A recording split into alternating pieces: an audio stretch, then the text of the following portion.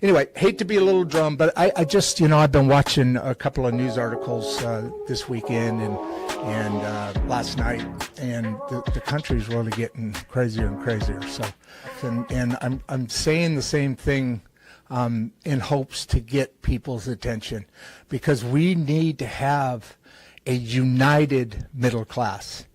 A united and healthy middle class creates a strong America.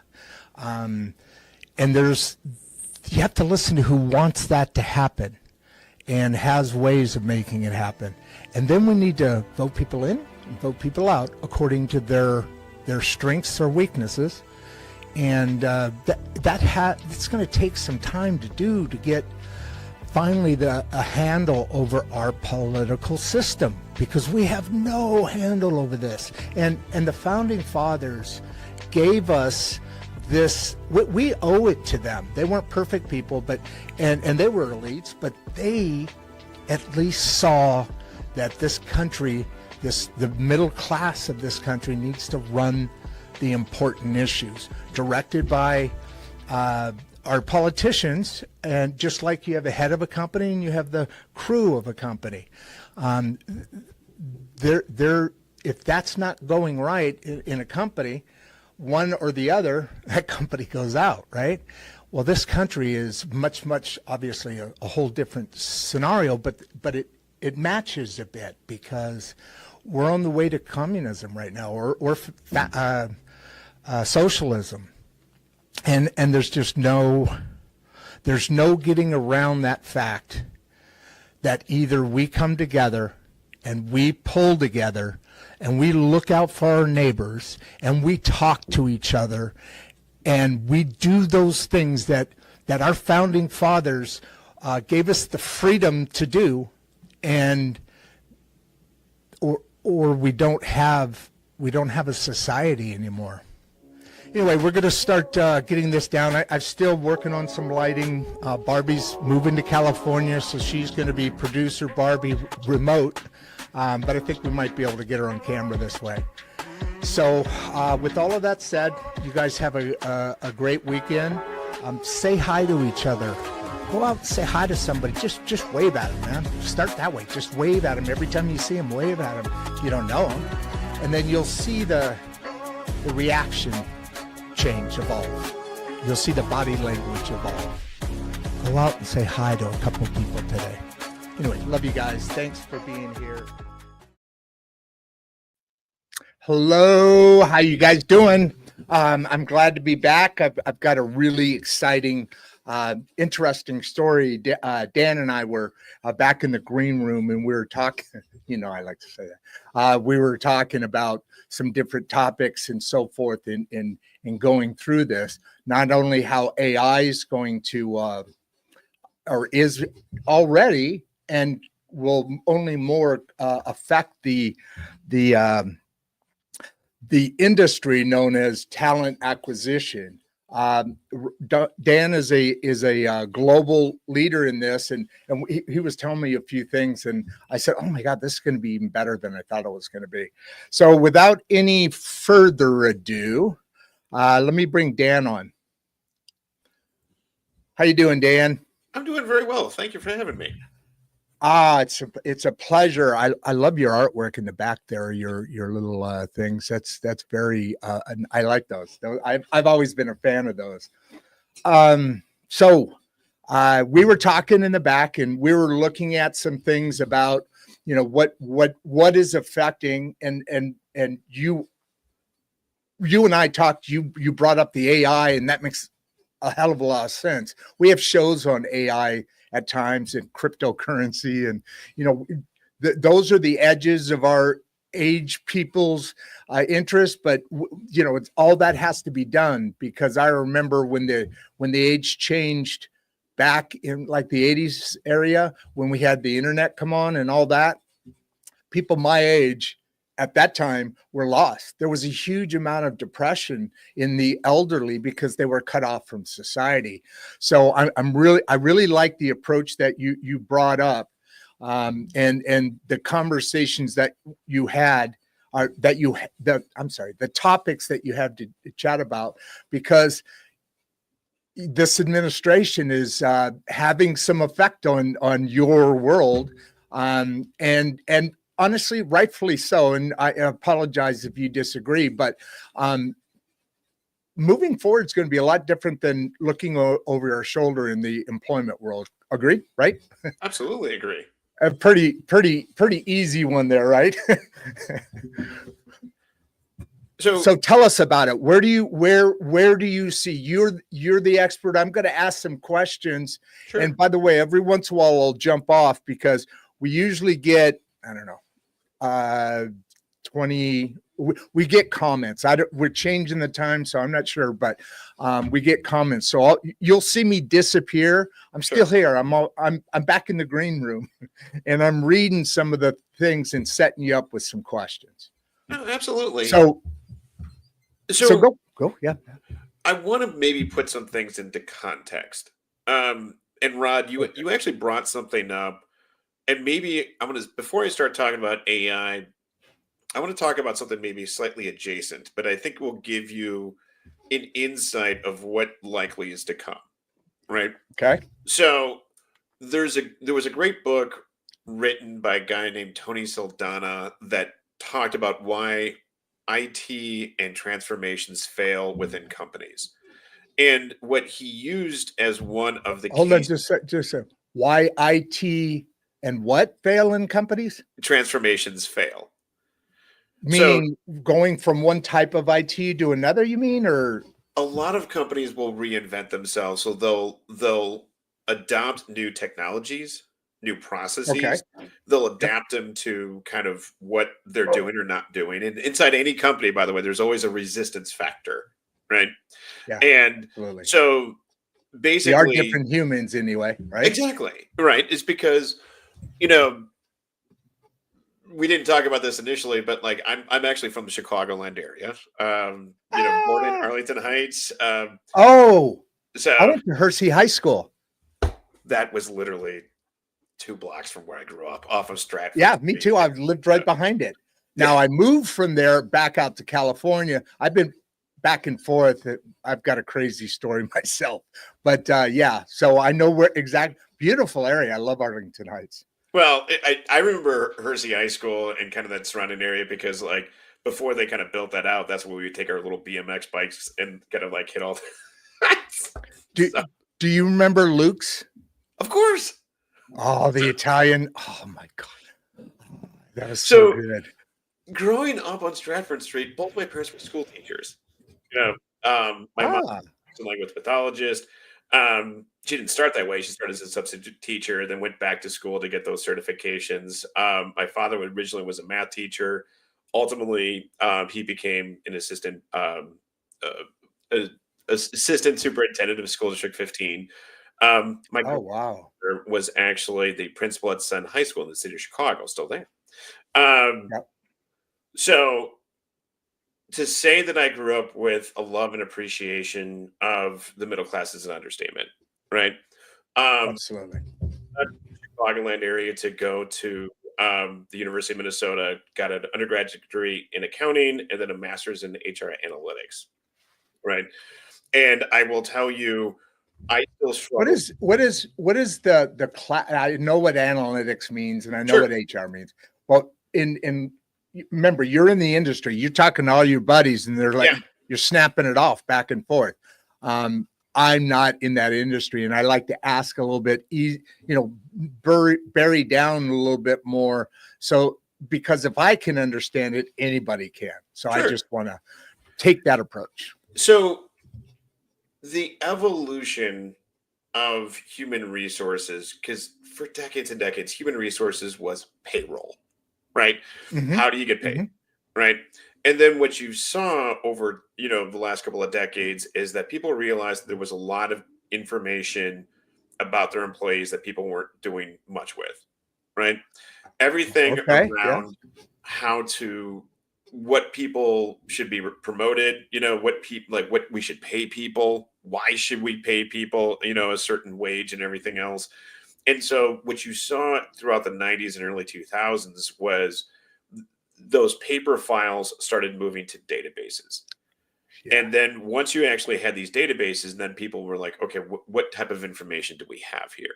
Right. We got all this data. How can we use it? Exactly. Right. Yeah. And then now what you're seeing is, more and more, and this is not just a US thing, but globally, what you're seeing is companies are looking more for the skills that you have versus your resume, right? Hmm. So we're becoming more and more of a Interesting. skills based economy, right? Sure. So, you're talking about, within the manufacturing space, right? But I can even extend it out into all those skills that maybe support the manufacturing space. And I'm talking about everything from pipe fitters to electricians to plumbers. Like, I don't know if people realize what kind of income electricians make. They do pretty well. What They plumbers do make, which very well. like, So do plumbers. So exactly. do plumbers. That actually, and truck drivers. It's so funny Absolutely. because everybody thinks you got to be a lawyer or a doctor, but people are making six figures left and right. Even those in the government that don't show up, I understand are making six figures. Well, but you could extend that out even further. So I worked a lot within the oil and gas space, working with some of the largest oil and gas companies. Oh So wow. it's funny is because they often refer to a number of positions as black collar positions, right? So again, you got Black your white collar? collar positions working inside of a Yeah. building, you got your blue collar, but black collar are like those folks with PhDs in micropaleontology, but they're wearing, Oh, Carhartt steel toe boots because they're literally in the oil fields, doing the yeah. necessary things to figure out. I mean, the way they used to drill for oil and gas was, you have an oil deposit, just like, you get a Coke, just kind of put the straw in. Now they'll analyze the entire deposit, directionally drill in such a way to essentially use gravity and other easy forces to extract oil and gas. So black collar is like, by all intents and purposes, hard hat, steel toe boots, but you're doing advanced engineering, right? My So brother-in-law did that. He worked in the oil fields he lives out in Long Beach. I'm oh sure yeah, Long Beach is very oily. But yeah, he was involved in that. I get exactly what you're talking about in that analyzation and that chatting. That's an interesting thing there. Go ahead. yeah.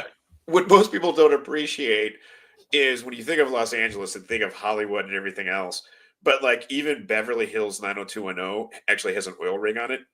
I mean, that Yeah, should tell you something. If you have the I've La I've Brea seen tar it. pits, that's because oil is Yep. it's so prevalent. It's actually on the surface. So Right along PCH there in Huntington. If you look to the left, if you're going north, look to the left, you got the ocean right there. If you look to the right, you got the oil wells right there. There used to be a bunch of them. They've kind of been housing now. It's kind of lessened, but yeah, there's oil in them Bar Hills. yeah. So where I'm going with this though around analytics is Mm-hmm. what you really saw throughout the 2000s and 2010s, and certainly we're kind of in the next iteration today, is okay, when companies need certain skills, again, they're looking at those kind of very specific things so that they can hire you, right? Now, Rod, think Mm-hmm. about it this way: how people get jobs today continues to evolve. And one of the things that you see right away is, more and more people have mobile devices, right? When you think about going to the airport, you decide to take an Uber, you're effectively paying someone on your mobile device, and they just basically said, okay, I'll take this job on my mobile device, hit yes. Younger generation workers are very accustomed to accepting jobs on their mobile device, right? Yeah, And older absolutely. workers, this is a relatively new concept, right? Right. And but it's only accelerating, right?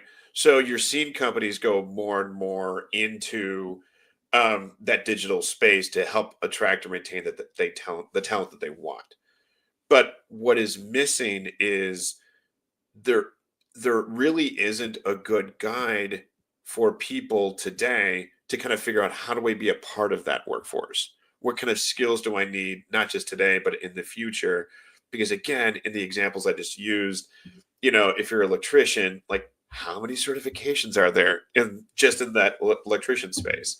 Yeah. I did a podcast where all we talked about were what certifications should our listeners get, Do we look at the alternative energy space? Do we like, and there's certain industries that will recognize certain certifications over others. So, but that's what's Mhm. going on behind the scenes. And I, it's like any game. Once you know how to play the game, you can really benefit from it. But if no one's 100%. teaching you what's going on, you can get left behind. And I think that's what I'm 100%. trying to accomplish by having these type of conversations is Yep. there are steps that people can make. And I think if people understand kind of where industry is going and kind of what's driving that industry, then don't turn away, get in front of it is kind of my Oh, recommendation to people. that's a good turn of phrase. That's really good. That's quite clever. So Did you make that up? Did you come up with that, or did one of your mentors bring that up? Because that's it great. makes so much freaking sense. Don't run away from it. You know what I mean? Yeah.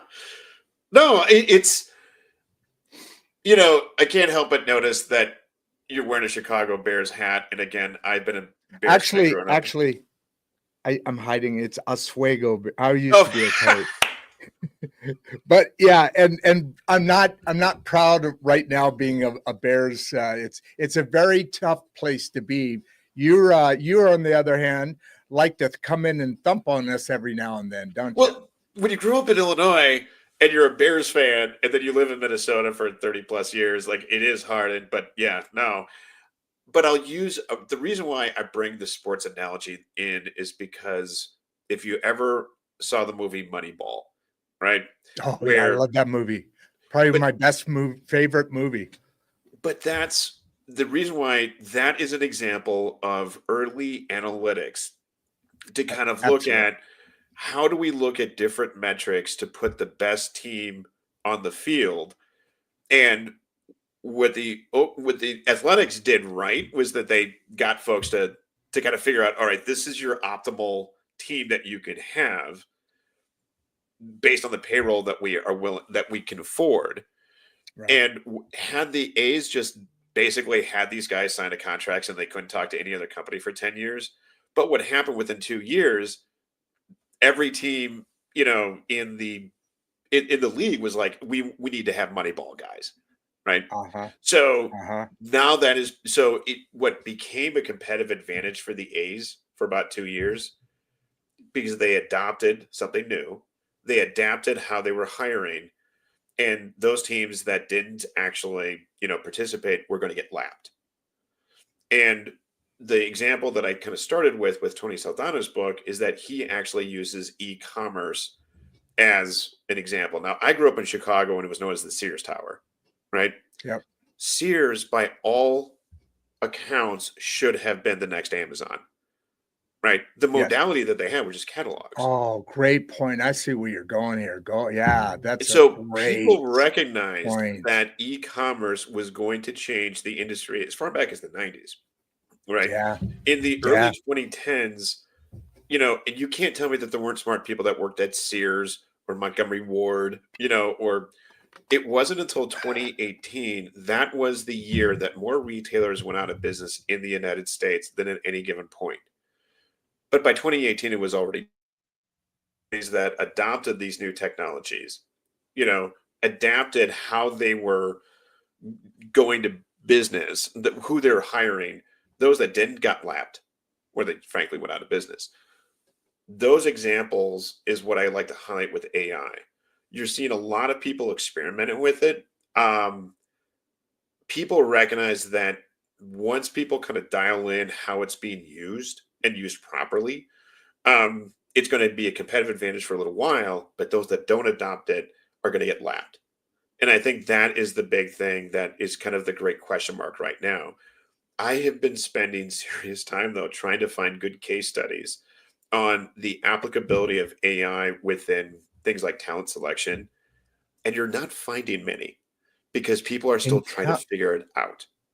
in town, so I was going to ask myself as you're going into it, what does that look like? I mean, you talked about databases and all Mhm. that, and obviously AI loves that stuff, and can just more organized than the human brain. But not similar power, right? Mhm. But what are people today? We talked about the different things that are happening in real time. If I go out to the unemployment, that's not right. If I go out to search for a job tomorrow, what is happening behind the scenes that I, as a already been working adult for a while, what's happening behind the scenes that I should probably be aware of, at least, so I know how to put in the information that the way that in the background it's being analyzed. So I'll give you an example, like straight away, like the first mistake that people make, right? So you think of your resume, right? So Oh, I was horrible at that. right, but you go to Microsoft Word, right? And you can go in, you can create a new Word document, and you can type in like resume template, right? And then what happens is you'll get about 10 templates, right? And that's fine. And you Right. can put all your Yeah. information in. But here's the thing, don't use those at all. Oh, I Use the always one that did. says resume ATS friendly. And so ATS stands for applicant tracking system. And the reason for that is what ends up happening is you might submit that resume via a computer program. So it could be LinkedIn or it could be whatever. And then it's received on the company end. If it's not ATS friendly, I don't know if you've ever had this experience where you fill it out and suddenly your experience is over here, your Yes. whatever. And so what the system is Yes. doing in the back end, it's scoring you. So if you don't have the right things in the right fields, if the computer can't read it, guess what your ranking is? It turns into a 0. And then you never get the phone call, even though that you might have the experience. So there's literally a computer in the background into a lot, if not all, uh, at least companies, good solid companies, not maybe Sure. not mom and pop shops, but there's a background looking at your resume to have certain score reached, and if you Correct. don't reach that number, even before anybody looks at it, Correct. that's a game changer, dude. You have there's a paradox right now, the paradox of efficiency and success. So again, I'm using LinkedIn, although you can use a couple of different other type of job boards. Yeah, I You use right them too. now could actually apply to 100 or 200 jobs in a day, right? I started in the staffing industry in the late 90s. So back when you would sometimes physically mail your resume or fax, and then you started to have the job boards come out more and more, where that started to become more automated. So from an efficiency perspective, you're like, wow, I just applied to 100 jobs today. But if you did it incorrectly, no one ever sees you. In fact, according to LinkedIn's own data, LinkedIn has basically said 95% of people that click the easy apply button never even get contacted. So this is what I'm telling you about the efficiency versus success Oh. paradox. What's No success? wonder, no wonder I haven't gotten any good jobs, man. I wondered why nobody was really impressed with my exhaustive skill sets. Probably nobody ever saw it because I'm one of those guys that just I pulled up one of those free formats and ended up going back and forth in a couple different designs. But man, that's a, like I said, that's a game changer. That's like a separation of things. Can I just hit on a couple of questions here before Sure. you go on your point? We're I'm really behind here. So I'm gonna start with Danielle. Yeah, just and there's a couple of these questions about funny moments because it's kind of how I sold it. So you might want to tell a story or something coming up here. But love your talk. Any advice for young professionals in talent acquisition? Are you getting into that, or should we just go ahead and let Miss Hills have the stage with you right now? Sure. No, Not I'll literally. address the advice for young professionals and talent acquisition. So one of the things that I've been volunteering, I think it's like 6 years, 7 years, we're going to go with it. So I actually serve on one of the career advisory boards at the University of Minnesota, but specifically within the College of Science and Engineering. So within the University of Minnesota, just like the University of Illinois or any Big Ten Yeah, university, you've got your absolutely. College of Liberal Arts, you've got your business students. Well, College of Science and Engineering incorporates all these folks.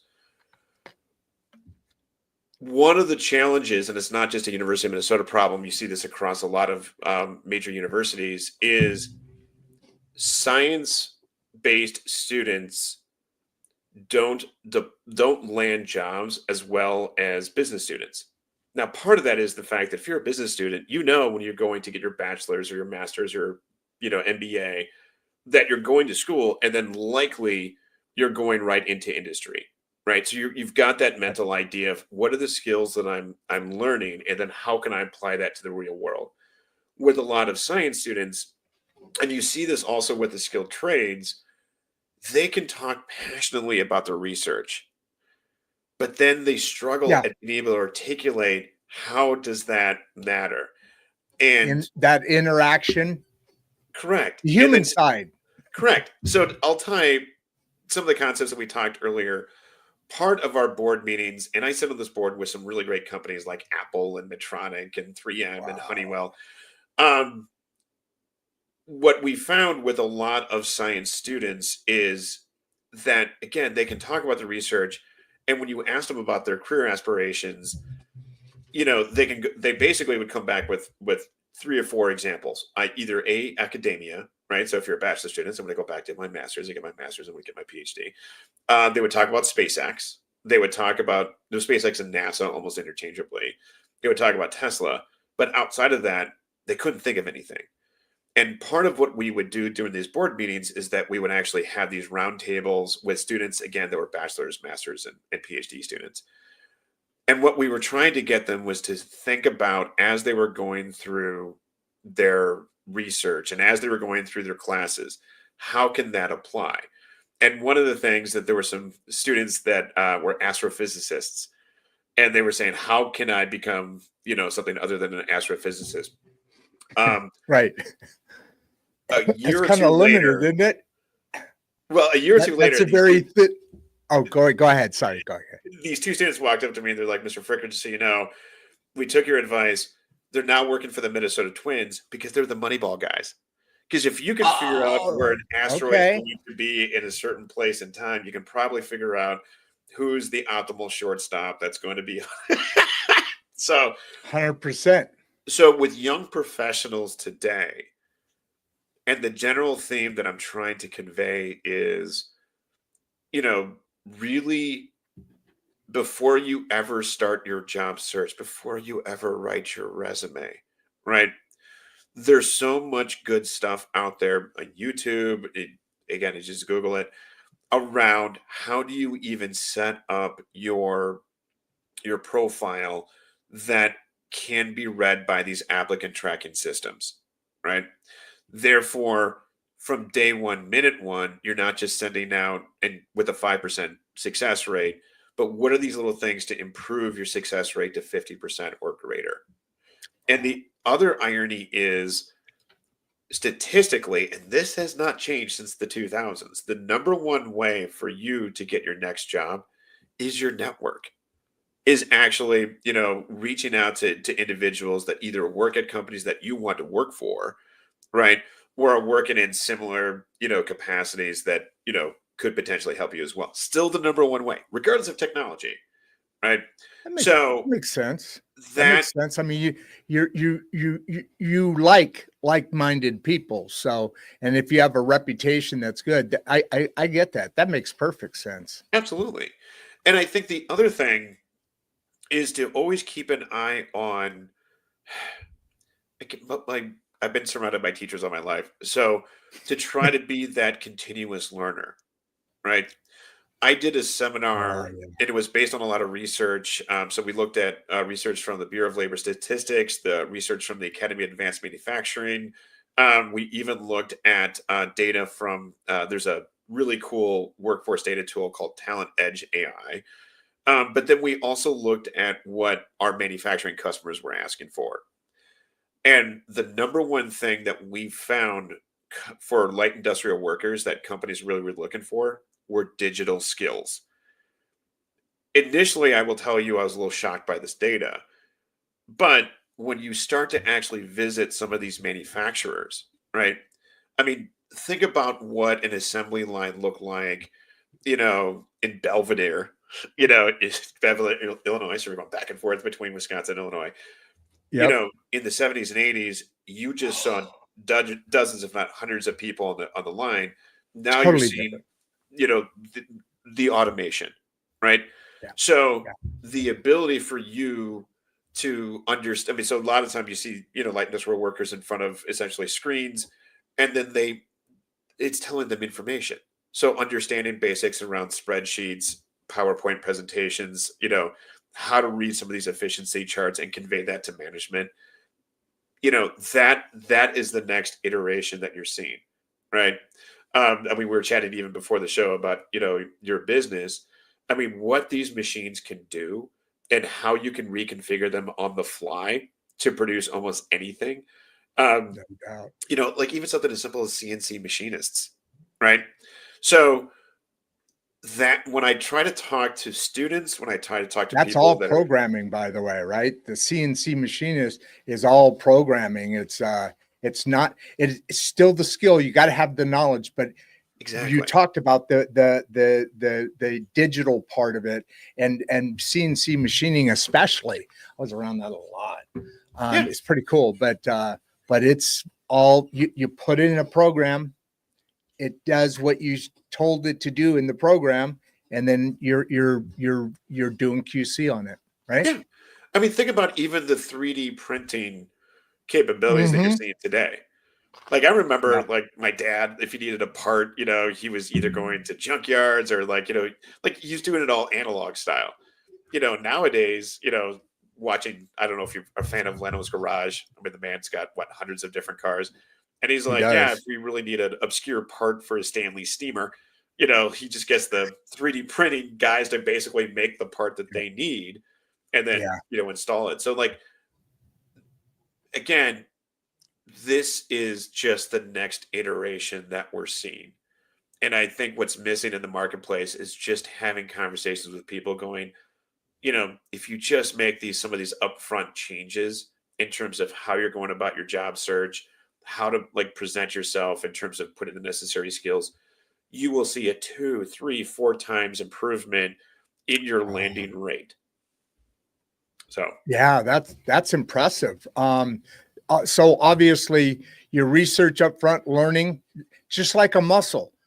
We talked about that early on. You're developing a muscle of how to look for, or better yet, how to present yourself in a way that somebody like you and others can look at that, actually see it because you did it the right way, and then be impressed, and then be engaging enough to where you're wanted at that table. And now the hard part's over now. Typically, now you just gotta be the guy or girl that they expected you to be from the resume, right? yeah, exactly. I Yeah. mean, getting to the table right now is becoming the hardest thing in the room. Now Mm-hmm. there's probably a whole separate conversation of how do you relate your experience and skills to what companies are looking for, right? Mm-hmm. The number one thing that, and it's a simple example, but it's the only example that seems to be consistent. One of the struggles that companies have had for years, if not decades, is writing good and relevant job descriptions, right? With some of these AI tools like ChatGPT, Hold on a second. Hold on a second. yeah, Uh, I was gonna jump off, and are you seeing the comments come up when I put them on the screen? I am now. So sorry, I Yeah, was stuck look in at the that. private chat. No, no, So no, no. The reason I said that is because I about busted out my ribs, because I'm always the guy that, well, I get help, but was always the guy that I'm the president. I describe those. We're a small company, right? 20 people or so, and that was the hardest thing in the freaking world to do. I had to read all these big companies things, and they use these words that weren't me. So it's really a tough thing to do, is to write those job descriptions. Keep looking at those. I'm going to pop a few around for you so you can pick up some subjects. There's a lot of really good information here. So one of the easiest things that you can do today to write a relevant job description is just put it into ChatGPT. And the thing about ChatGPT and these large language models, that's awesome. That ChatGPT, absolutely. I wish I use it a lot now, but I wish I was using it before, because I've written such dingy job descriptions. Sorry, go ahead. Yeah, what's amazing is it will over time start to figure out not just what's a good job description for, and we CNC machinist, but I'll just kind of keep that one for a second. Over time, it will figure out what's a good CNC machinist for your particular company, right? That is a significant improvement, especially when you're trying to find the right person. So, oh, you caught me, man. I was just sitting here listening and throwing out a couple of comments, but I'm usually better at that transition of conversation, but I was just listening. I was just an audience member at that point, and I forgot where I was, and I said, "Oh shit, I got to get back on there." Thanks for sharing your expertise. This show is a must watch for HR pros. There's several comments like that on here. So many insights, global about your management skill sets. By the way, you are a really good speaker. I'm very interested in the way you communicate. Very industry like situations, comments, terms, but bringing it into everyday life, because everything that happens in a business also technically happens everywhere else in the world, but you use different terms. You have different activities, you have different things, but the way you're bringing this into a world that everybody can communicate with and understand, that's awesome, dude. I really appreciate that. Let me do a couple more things here. I do see a question that came in. Do you think go. Pick recruiters someday? I was going to ask you that. I saw that. I know what you're talking about. I'm getting off. So I will use I'll use another similar analogy from history to answer this question. Executive admins. I caught the tail end when you would walk into a major business and you would see dozens, if not hundreds, of executive admins, right? In fact, it was almost like a 1-to-1 ratio. If you were an executive at a company, you had your admin. Really? And what ended up happening is throughout the 80s and 90s, you had not just the PC, but then you had the software on the PC, again, your Microsoft Office suite. So basically, instead of an executive telling a secretary, like, I need you to type this up and everything else, now they were actually utilizing these things. So what does that mean? It means you needed less executive admins inside of a company, right? Right. With AI today, this is what could happen, and people are still trying to figure it out. People that are adopting some of these new tools are still struggling on how to adapt those tools to their current process. For most recruiters, one of the most arduous things to do is you get a job that a company or that your boss or a hiring manager wants you to start recruiting for, right? And we already talked a second ago about writing a good job description, because let's just say that starts there.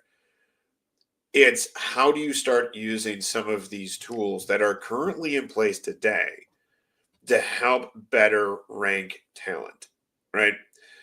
And so instead of you spending more and more of your time on the front end actually searching job boards and everything else, that's where the AI models are saying, based on what you're looking for, here are the top 10 people that you should be contacting. So now you're shifting your focus from that front end work to more that back end work.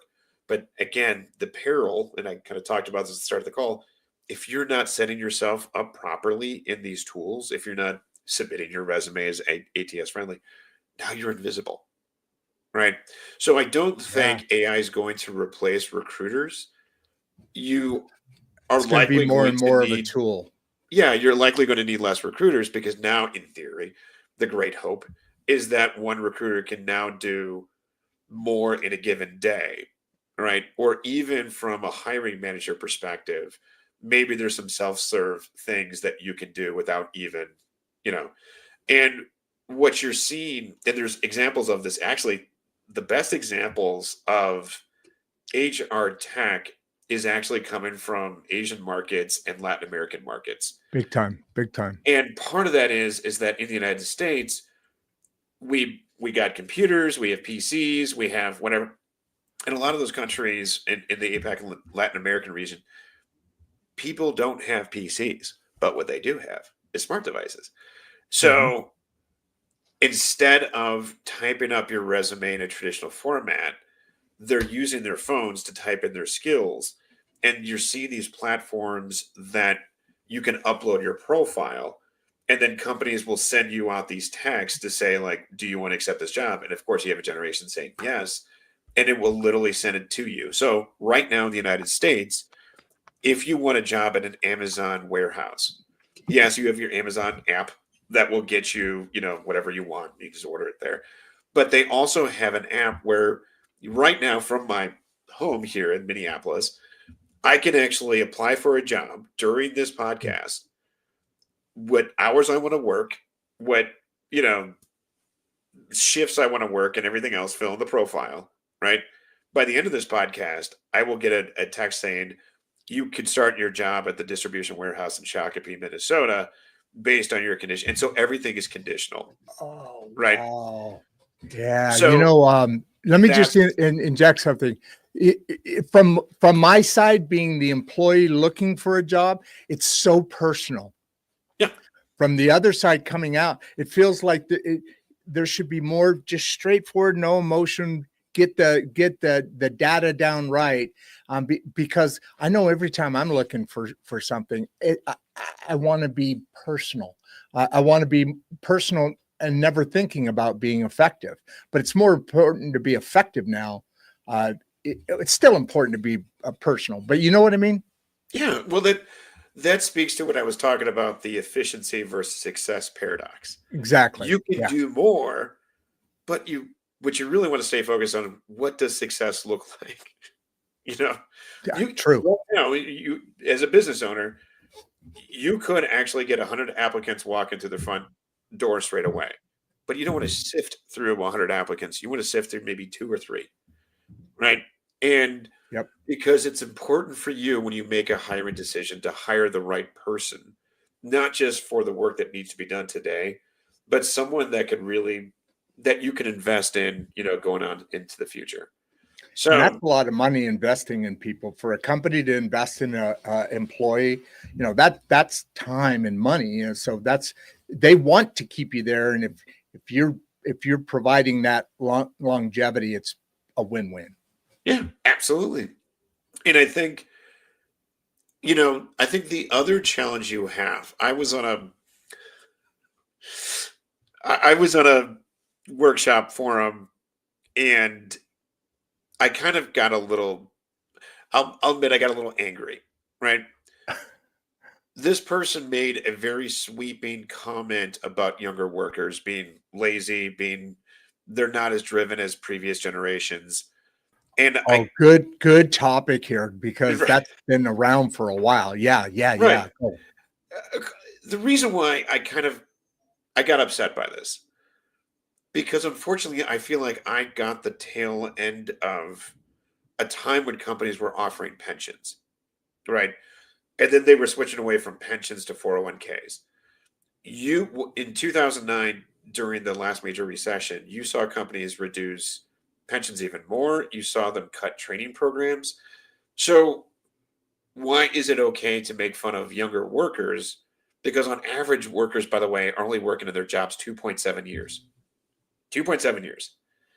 And part of the reason for that is exactly, I'm working for this company today. I'm getting these skills today.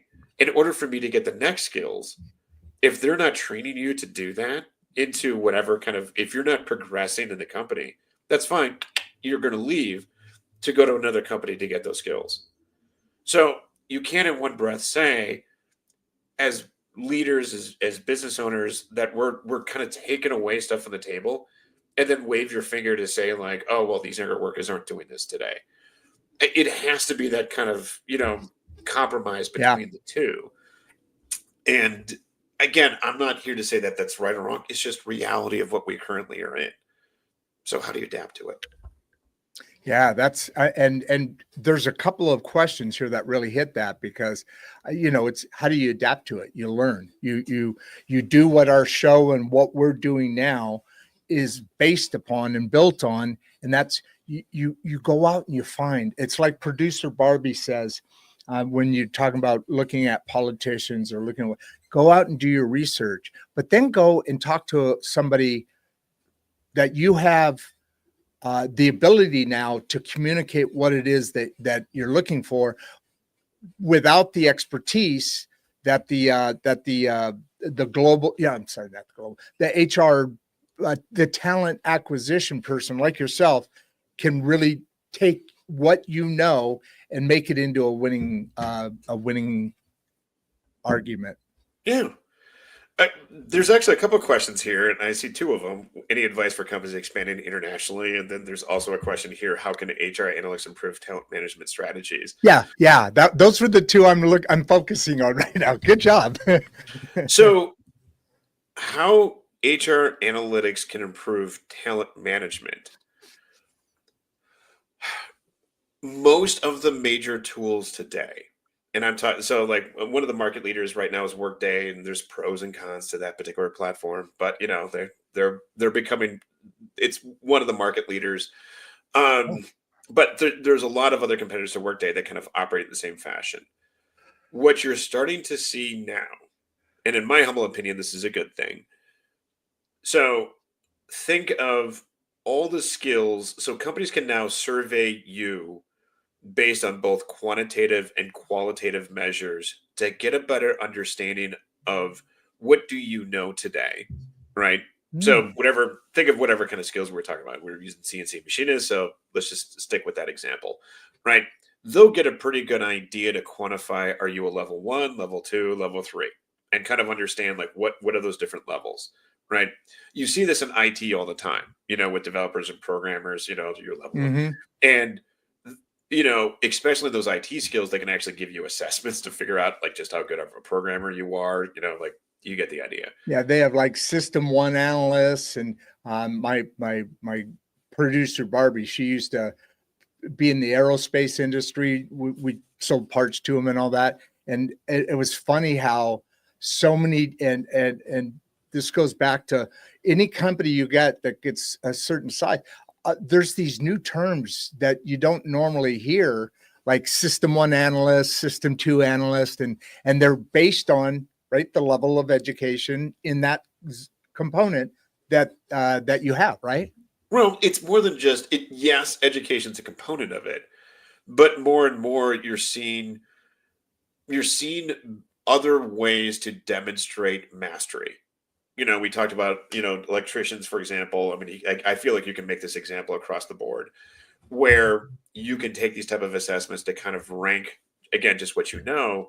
And so a lot of these tools and talent management is to say, okay, we can create, once you complete these assessments, a learning development plan so that whatever gaps that you have, and they could be hard skill gaps, right? So maybe it's learning, so Microsoft has their AI tools, Google has their AI tools.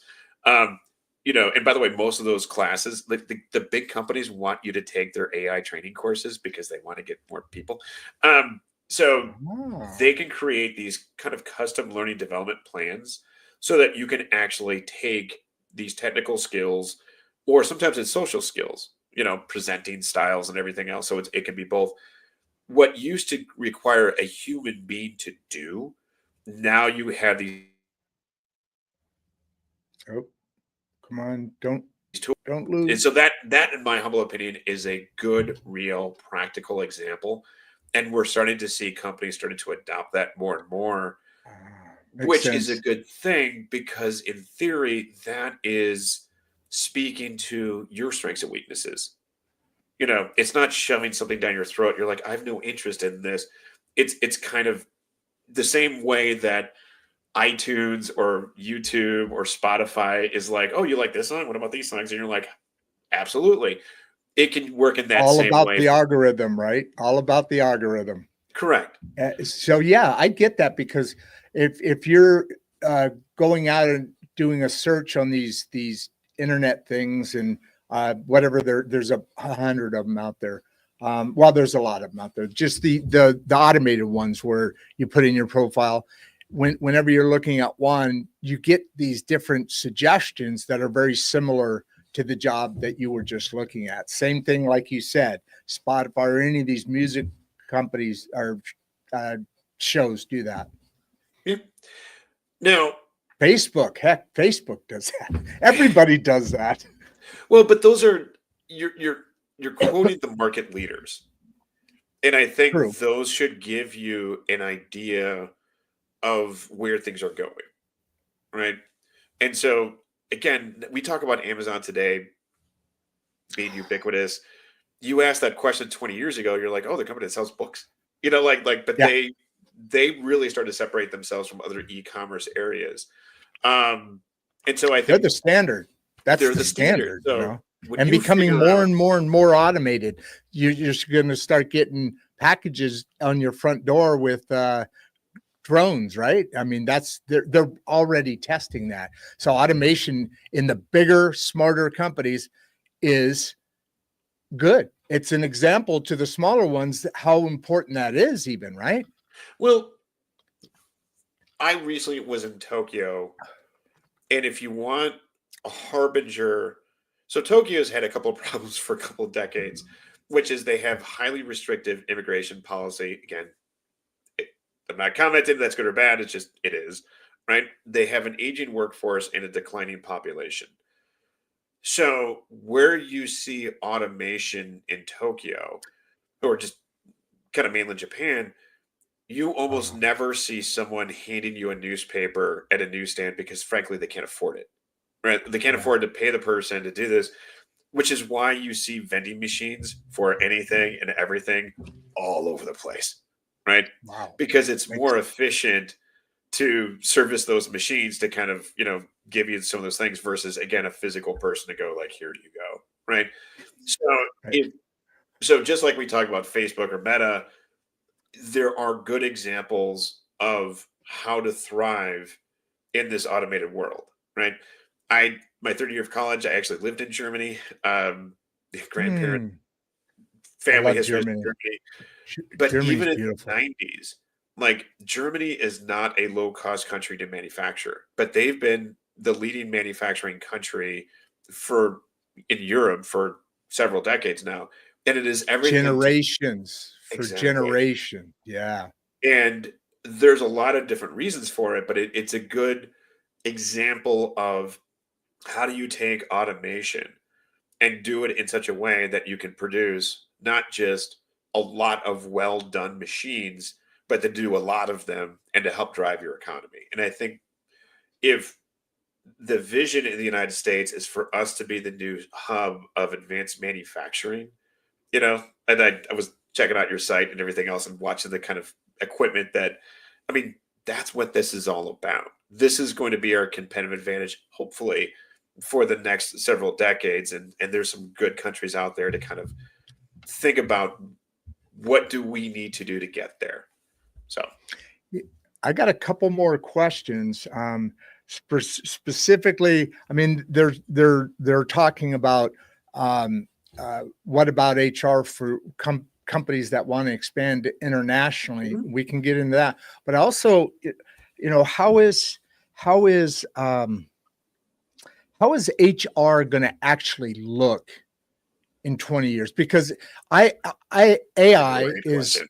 has an effect on everybody, and more and more and more at a hyper breakneck speed, because it's going faster. The whole world's moving faster. Not necessarily a bad thing, just that it's moving faster. So very shortly, guys like me and down to the 30s are going to wonder, what's HR look like? So how does that world look like?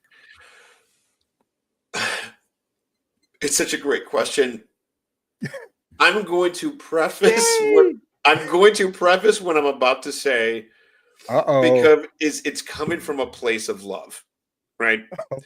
Okay. Like I know you perceived me to be this like ultra big Minnesota Vikings fan because I lived here in Minnesota, but again, I grew up a Bears fan. So I mean, listen, I was actually a first was a Minnesota fan. The Purple People Leaders. Yeah. Oh, that was Fran Tarkington, because I came in to interest in football when Fran was at his time. So my first team for a long time was the Vikings, and then went to the Bears. And so that's obviously a weird. The Rams for a little while. Mean Joe Green, he gave me his ring and dropped a quarter through it. That was funny. I bring this up because, probably a whole separate podcast about what's wrong or right about the Chicago Bears, but it's coming from a place of love. What I'm about to say, and again, I'm going to repeat, I have a master's in HR. Oh, wow. The number one problem with HR today is a lot of executive leaders don't listen to them.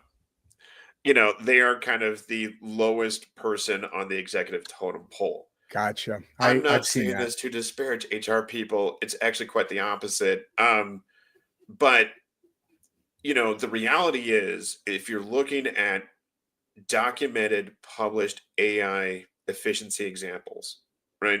So the Wall Street Journal had a great article about how Walmart's using AI, because basically what they're trying to do, and they're quite being successful at it, is how do they stock their stores with the 5 to 10,000 products within a 5-mile radius of a Walmart, and doing it in an automated way, so it streamlined their procurement process, but then being able to deliver those things to your home, so you can pull up the Walmart app and be like, I want these things, and have it delivered. You can almost feel the Shark Tank-esque meeting with that president going in front of the board saying, we need to invest in this type of work to stay ahead of Amazon and have Walmart, continue to be a market leader in the retail space. Like, I can almost see that example. Or another good example, it's also published from the Wall Street Journal, is like HSBC, this major bank that is using AI to detect fraud, right? Right. I've seen that. That's interesting. You can't really find good HR examples. And one of my hypotheses is, and I'm saying this from a place of love and respect, is, having a CHRO go in front of the board, go in front of the executive team to say, I need funding of X to better manage HR. Like, they're just not getting that type of love. What is interesting is, so within AI, you've got proactive AI and reactive AI. Proactive AI is something called agentic AI, right? The easiest example is, I don't know if you use Waze. Yeah, I do. But say what agentic means. Agentic is basically where you allow AI to make decisions on your behalf. Gotcha. Whereas if you go to ChatGPT, it's waiting for you. It's waiting for you to ask it questions, right? Yep. So Waze is the good example, because if you're like, I want to drive home, it will change or reroute you based on a car accident, a spin out, it's snowing, it's icy, the bridge closed, whatever. And it will say reroute it, and it will do it in real time. You don't have to give it. And it's really darn good too. Right, exactly. That is an example of agentic AI. Going to ChatGPT to write a job description, reactive. So companies are investing in more agentic AI. So using the example of recruiters, it's like, okay, how can we have these chatbots start to screen people before they get to a human interview? Or like, you're seeing this with e-commerce sites where this little thing will pop up. I mean, and you have to know that you're not talking to a real person, or at some point in the Sally, can I help you? You have any questions? And it's some robot, right? Or not robot, but digital. It's like agentic AI, what you're seeing today is kind of version 1.0. It's kind of like this generation's Clippy. You know, like if you, for those that use Microsoft Word back in the day when this little thing came up, it's like, can I help you? It's like, no. Yep. And there's some really great bad examples of this. And so someone's like, what's a good funny HR story? Well, let's look at McDonald's. McDonald's was one of the first to start using agentic AI to take your orders. And Yes.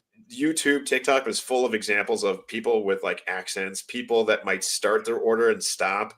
And like the thing just gets it all wrong. And it's like, so you want to order 200 chicken McNuggets? It's like, no, no, like it's so like that. So the future of HR is still an undiscovered country, but I think you can kind of look at the trending analysis to say it will get better. It will get more precise. In theory, it will get more efficient at finding talent and placing people to jobs without all this other kind of background noise. That's and I'm saying this as an optimist.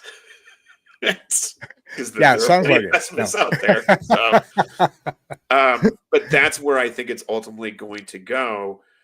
And I'm going again, to we ask you depends on something what to you, take that a step further in a minute. Finish your thought because I got a really, I think, an interesting question for you. no, I mean fundamentally that would be my answer. I mean, there's a lot of follow-ups there. So Well, it's like I've started to hear for the last several years about training, teaching, because like open AI, you're telling it, and I have a couple automations, and what you do is you literally are teaching it because like you said the key thing.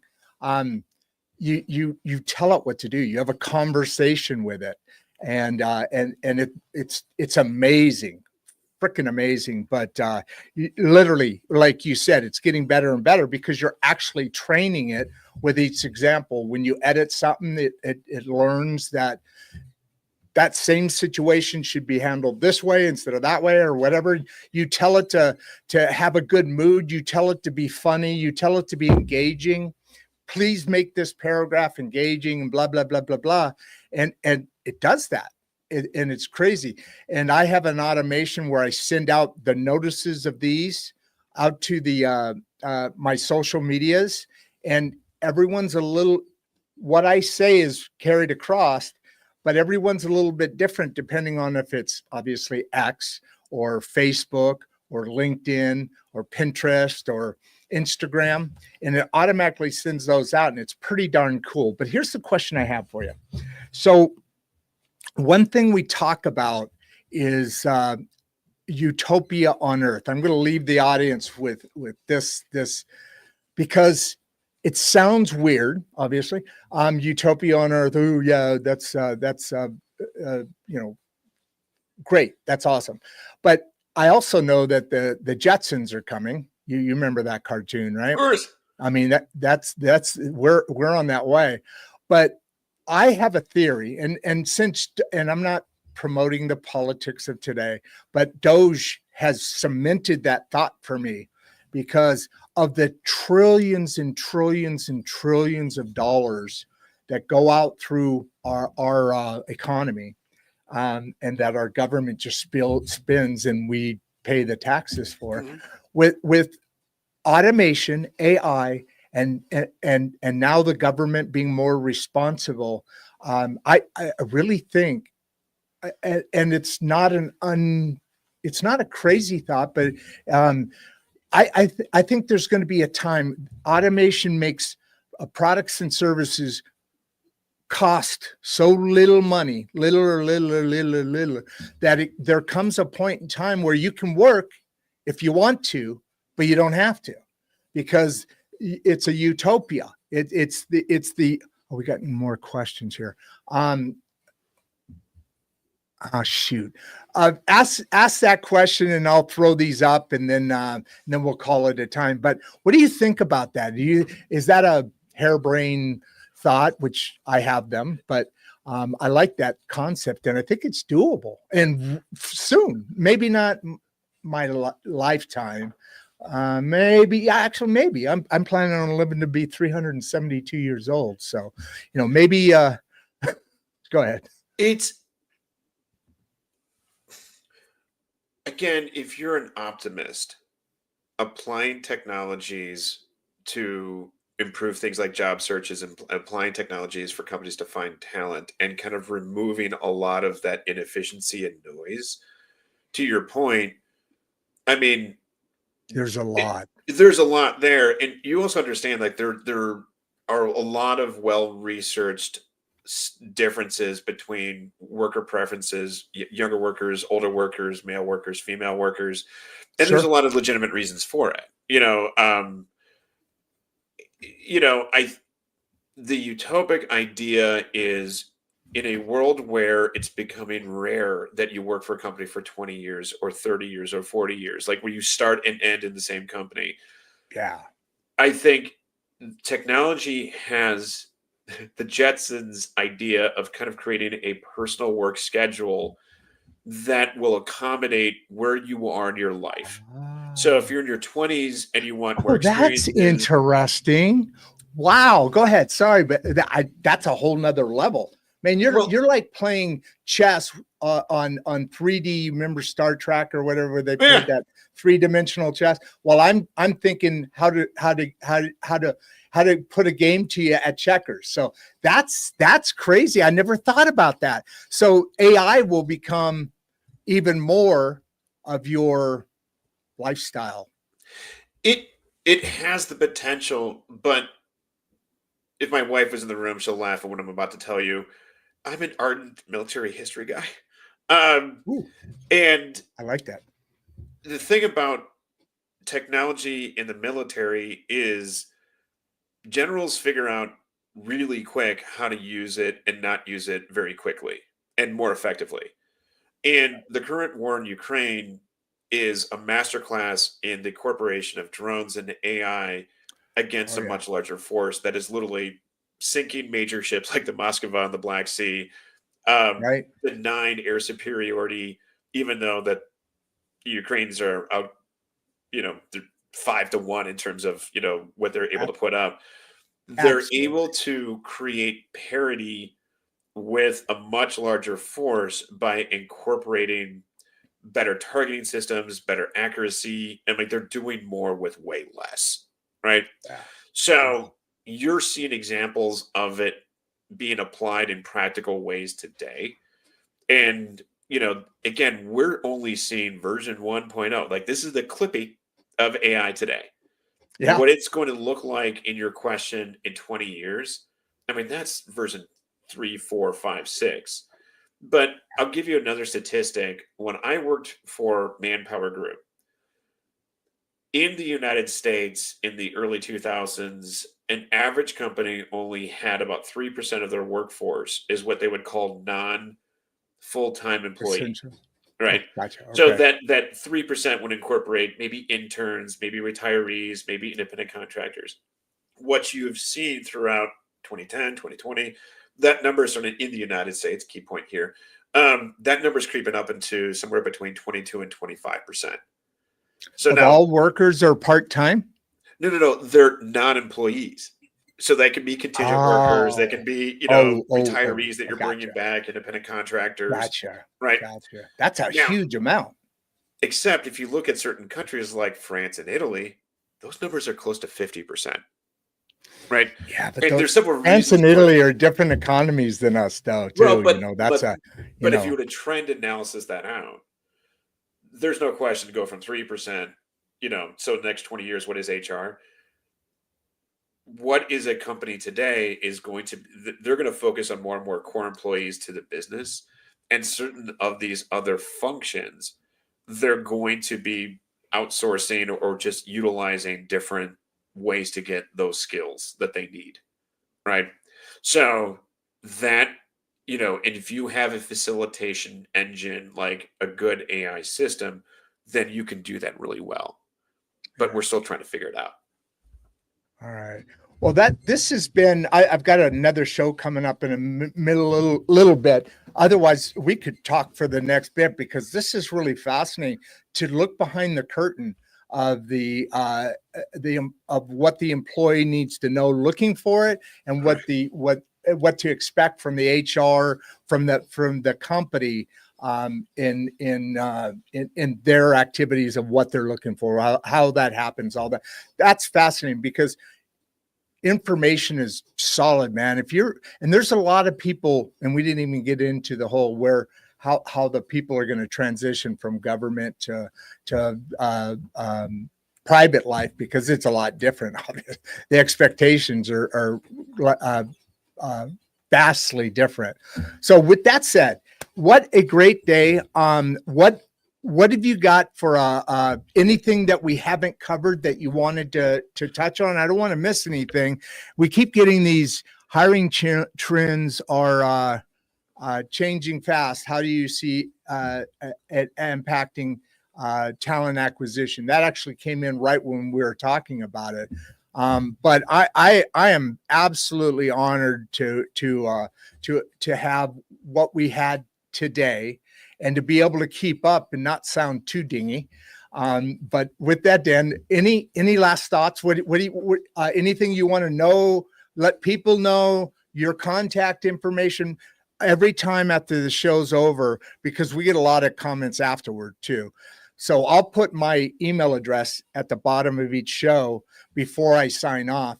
And I would recommend the same for you, if you don't mind. Not your average investor. So we just got another one. Okay. Changing for. All right, you guys leave us alone. We're having a conversation, me and Dan. Come on, just stop. Just stop. No, go ahead, Dan. Sorry. Well, no, I think your question was like, okay, what's my social media presence? I would just say, find me on LinkedIn. Daniel Friker. I'm on LinkedIn. I don't have my own website. I don't have a podcast channel.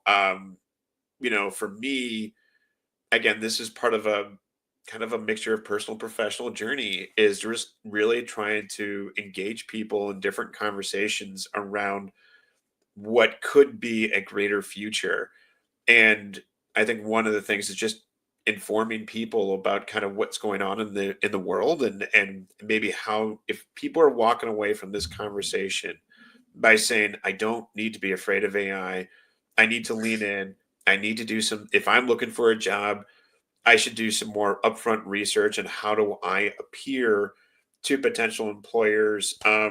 If these are some of the takeaways that people had from today's conversation, that I would say was a success. And Rod, I will tell you, this was, I always have my heart for folks in the Chicagoland area.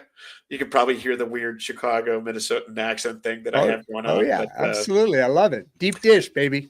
Yeah, that is a thing here.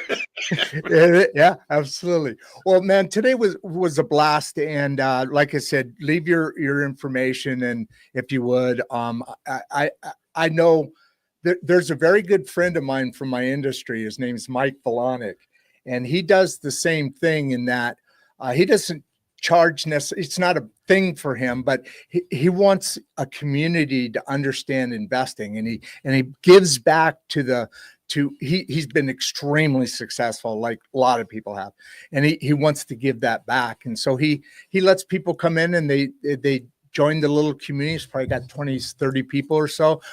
Producer Barbie started in his class, but yeah, that's what this whole show is about, much less what we need more and more and more in this country, which is giving people not only information, but the ability to talk back and forth about it, so that it makes sense and it works between y'all. Right, Dan? Absolutely. Couldn't agree more. I'm so glad. Say bye to everybody. I'll put you in the green room. I've got a couple of things that I gotta always take care of at the end of the show, just administrative things. But I never, ever, ever expected that an HR conversation would be this fun. Thank you.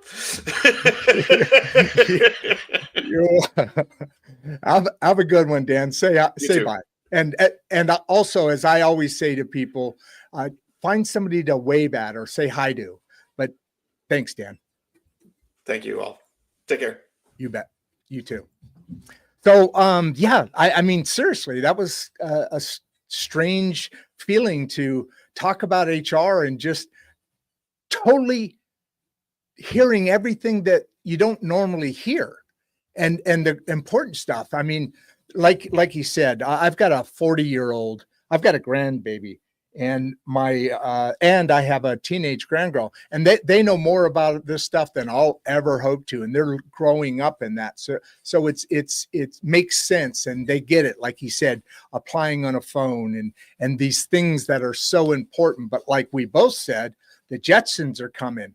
I was really fascinated. I've really got to think about how I'm presenting from now on, that whole utopia thing, because I think a stage before what I say, where you don't have to work, it makes a lot more sense what he said, in that that AI will and the automation will depending on your skill sets and level in life, where you are in life, will adapt work schedules for you. Like this automation will do that. That was fascinating. Never looked at it that way, but heck yeah, that's interesting. We got a lot more talks about this. It is so good to talk to an HR person and get a smile and get a little laugh. And man, Dan, I appreciate you for that. In the meantime, our next show is tomorrow. Well, I've got 2 other shows, but different kind of connection than this. But and then tomorrow here, we'll be on here again tomorrow with Insights and Straight Talk, and we'll be talking about, hey, by the way, Dan, you brought this up, and I almost brought it up, but I'm not gonna. Tomorrow I am discussing with a Russian and USSR historian, and that's another one. How's the history conversation going to go? But what's interesting is I mean, Dan even mentioned it here in that fight back and forth. There's a long history about this stuff. There's history about everything, right? And we know only the current history of stuff. So it's good for us to reach out, get information, and because then you may hear something over here that re-influences you about something you hear on the news day in and day out. It's a powerful moment, man, when you get those times that you can learn something.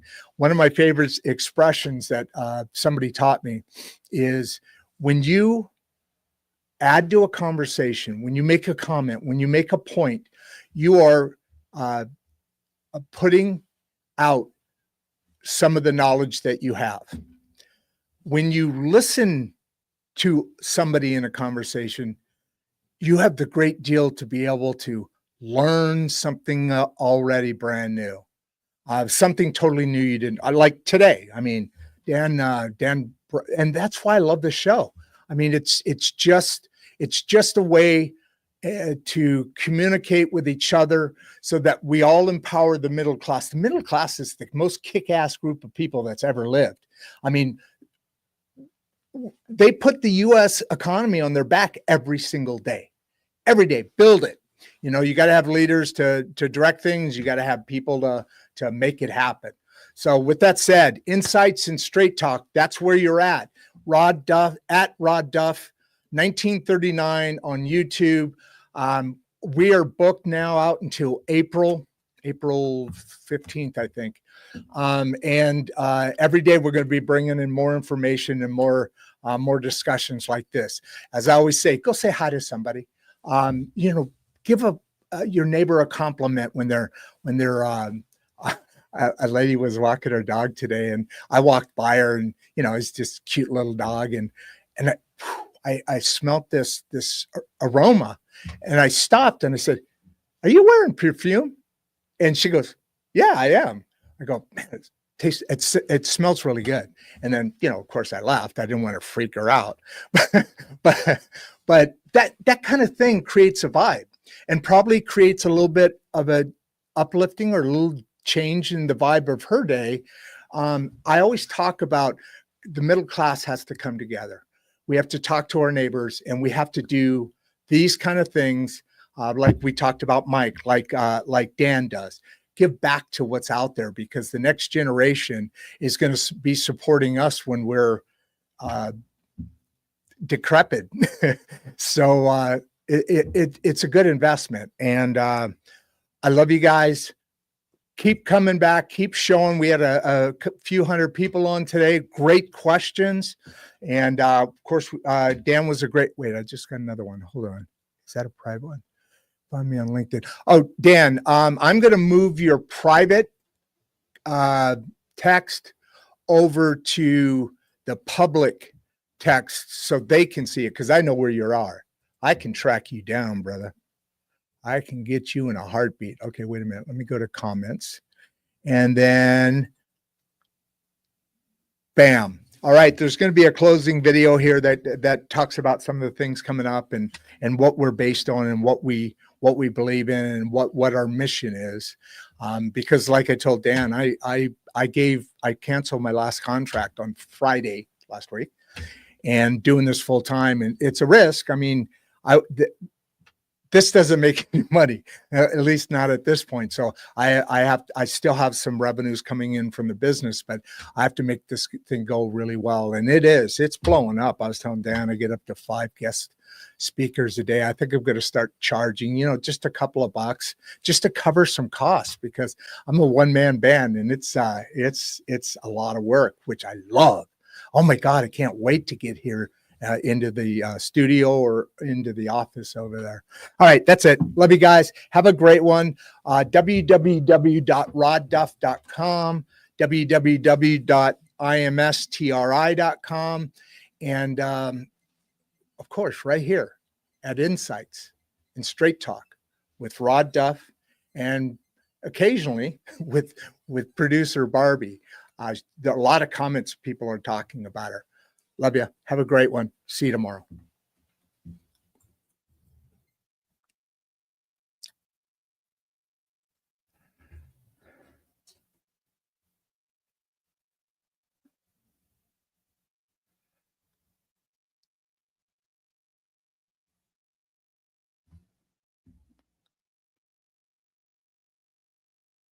So why?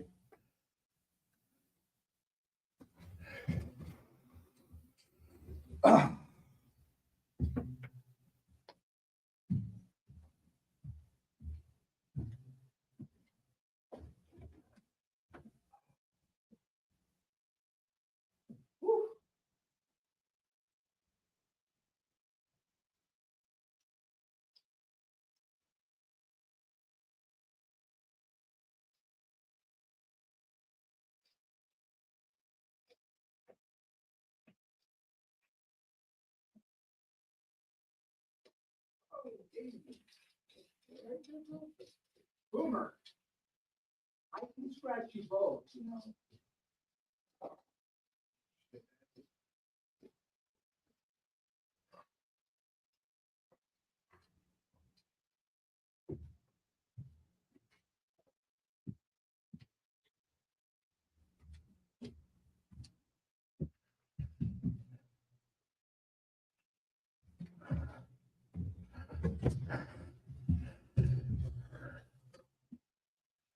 Fuck.